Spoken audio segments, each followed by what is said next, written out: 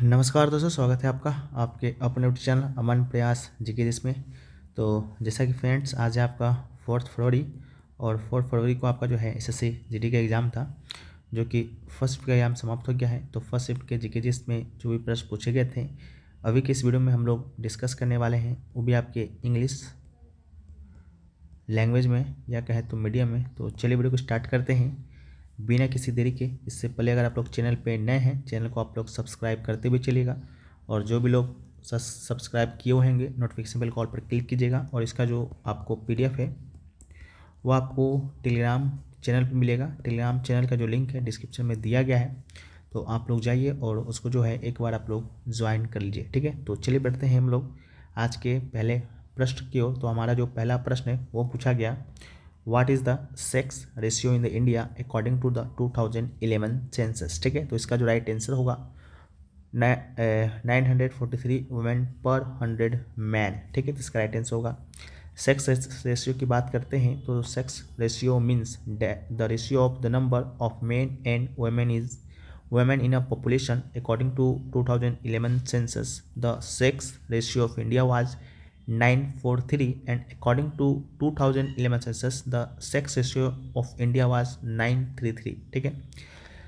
इसके अलावा child sex ratio means the number of women per 100 man among children aged 0 to 6 years, and according to the 2011 census Arunachal Pradesh had the highest child sex ratio. According to 2011 census Haryana had the lowest child sex ratio. इसके अलावा sex ratio की बात करते हैं तो केरला का आपका highest sex ratio हो जाएगा पूरे इंडिया में, और सबसे लोएस्ट सेक्स रेशियो की बात करेंगे तो इसमें आपका हरियाणा का हो जाएगा, ठीक है। तो इसको भी याद रखिएगा। वीडियो में आगे बढ़ते हैं, लेकिन उससे पहले दोस्तों हम लोग बात कर लेते हैं एसएससी जीडी 2025 में जो आपका एग्ज़ाम चल रहा है, जो भी क्वेश्चन हमें प्राप्त होते हैं छात्र छात्राओं के द्वारा, उस पर आधारित आपको एक पीडीएफ तैयार किया जाएगा, वो आपको मिलेगा। साथ में इंपॉर्टेंट टॉपिक वाइज जो पीडीएफ होंगी वो भी आपको दिए जाएंगी। इसके अलावा प्रत्येक दिन के शिफ्टों पर आधारित जो है आपके 50 प्रश्नों का एक क्यूज कराया जाएगा, जो कि 9 बजे कराया जाएगा। ये दोनों जो है ये आपका जो है हिंदी इंग्लिश दोनों लैंग्वेज में उपलब्ध होगा। वैलिडिटी की बात करेंगे तो ये आपका एसएससी जीडी जो 25 में जो एग्ज़ाम हो रहा है जब तक चलेगा, जब तक आपको जो है ये आपको दिया जाएगा। इसमें अगर आप लोग ज्वाइन लेना चाहते हैं तो इसमें बहुत ही लिमिटेड जो है आपका सीट है, तो आप लोग इसे ज्वाइन कर सकते हैं, ठीक है। 2 व्हाट्सअप नंबर है, इन दोनों व्हाट्सअप नंबर पे आप लोग संपर्क कर लीजिएगा तो आपको जो है मिल जाएगा, ठीक है। साथ में अगर आप लोग एसएससी जीडी एग्ज़ाम के प्रीवियस ईयर के पेपर भी लेना चाहते हैं तो वो भी आपको मिल जाएगा। जैसे 22 में हुआ, 23 में एग्ज़ाम हुआ, ठीक है, तो उसका मिल जाएगा। व्हाट्सएप नंबर पर संपर्क कर लीजिएगा। हम लोग वीडियो में आगे बढ़ते हैं। तो हमारा जो नेक्स्ट क्वेश्चन जो पूछा गया कि part 3 of the constitution of India is related to, ठीक है। तो इसका जो राइट आंसर होगा फंडामेंटल राइट्स होगा। पार्ट 3 जो है इंडिया कॉन्स्टिट्यूशन का वो आपका फंडामेंटल राइट से रिलेटेड है। इसके अलावा फंडामेंटल ड्यूटीज़ की बात करते हैं तो फंडामेंटल ड्यूटीज़ आपका पार्ट 4A से है। पार्ट 4 की बात करते हैं तो ये आपका DPSP से है। पार्ट 2 की बात करेंगे तो ये आपका सिटीजनशिप से है, ठीक है। तो इससे रिलेट करके आप लोग याद करते चलिएगा। नेक्स्ट क्वेश्चन जो है वो पूछा गया, what was the main objective of the third 5 year plan in India. तो राइट आंसर आपका फ्री इकोनॉमी होगा। The main objective of the third 5 year plan was to focus on agriculture and improve wheat production. It was made for the period of 1961 to 1966. It was made for the period of 1961 to 66, and the main goal of this plan was to make the economy independent and reach a self-energizing state of takeoff.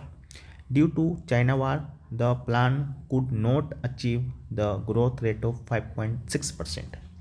Next question was, Guru M.K. Saroja has been conferred with the Padma Shri for the relentless pursuit of which of the following dances? So that's this answer is Bharatanatyam. Bharatanatyam is related to Tamil Nadu state. Next question, most of Ashoka's inscription were written in which language and script? तो right answer Prakrit and Brahmi, it's right answer. And most of Ashoka's inscription are written in three languages. First one is Prakrit, second one is Greek, and third one is Aramaic. इसके प्राकृतिक inscription is mainly written in Kharosthi and Brahmi scripts. Next question was novel gases are found in group dash of the predictable. तो novel gases are found in group 18 of the predictable. They are also called inert gases. Sub example of gases are helium, neon, argon, krypton, xenon, radon, etc. Next question was how many organs of government are according to the Indian constitutions. So right answer is 3. According to the Constitution of India, there are the 3 organs of government, and these are the legislature, executive and judiciary. ठीक है. The legislature refer to our elected representative.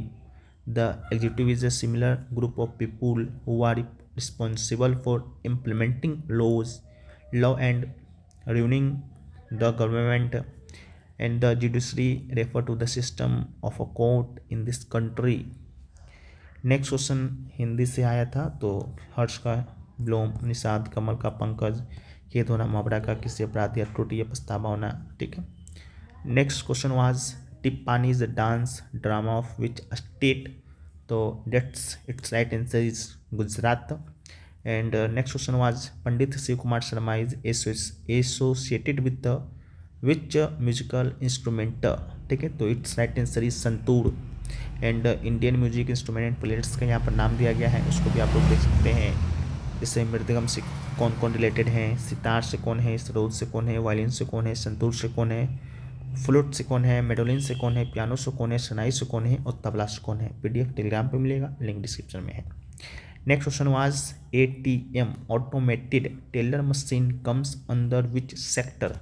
तो its right answer is tertiary sector. ठीक है. Sector को 3 भाग में divided किया गया है.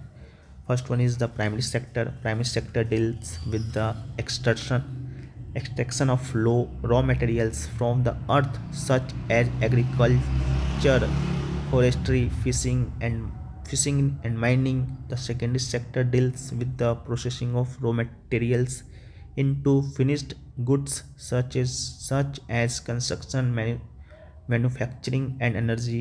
And the third one is the tertiary sector deals with the provision of services such as transportation, communication, education and healthcare. And internet cafes, ATM booths and call centers are example of business that provided services. Therefore they are all part of tertiary sector. ठीक है. तो ये question पूछा गया. तो अभी तक इतना ही क्वेश्चन मिले हैं, और क्वेश्चन मिलेंगे उसको हम लोग PDF में देंगे. PDF आपको टेलीग्राम चैनल पे मिलेगा, लिंक डिस्क्रिप्शन में है, जाइए ज्वाइन कीजिए. मिलते हैं नेक्स्ट में, जब तक के लिए जय हिंद.